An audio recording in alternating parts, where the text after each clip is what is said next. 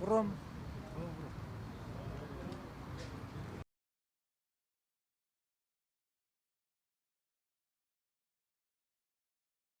بەڕێز داواکاری گشتی چەمچەماڵ بابەت سکاڵا لە کۆتایی 2016 بڕیار لە دروستکردنی سندوقی پترۆ دۆلاری غازی بۆ سنووری چەمچەماڵ دەدرێت. لە ئازاری 2017 یەکەم بڕەپارە خراوەتە سەر سندوقەکە، پاشان بەردەوام بووە تا 10 ئەیلولی 2010 کە دوابڕ خراوەتە سەری. دواتر بەبێ هیچ هۆکارێک ئەو سندوقە وەستێنراوە، تا ئێستا ئەو سندوقە بەگەڕ نەخراوەتەوە. لە ئەیلولی 2010 تا ئێستا قەرزاری خەڵکی چەمچەماڵن.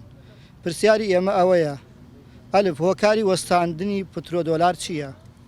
با ئەگەر ڕانەوەستاوە دەدرێت بە کێ؟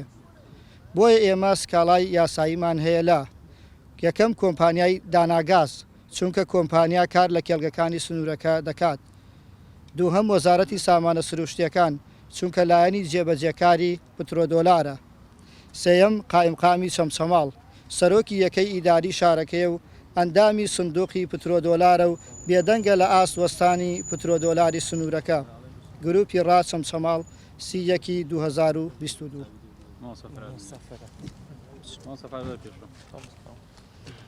بەناوی خوای گەورە، بەڕێز داواکاری گشتی چەمچەماڵ بابەت سکاڵا.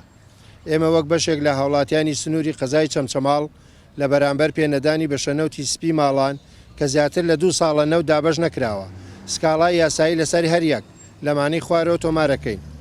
یەکەم، وەزارەتی سامانە سروشتیەکان. دووهەم، بەڕێوەبەرایەتی نەوت و کانزاکانی سلێمانی. سێهەم، قائیمقامی قەزای چەمچەماڵ.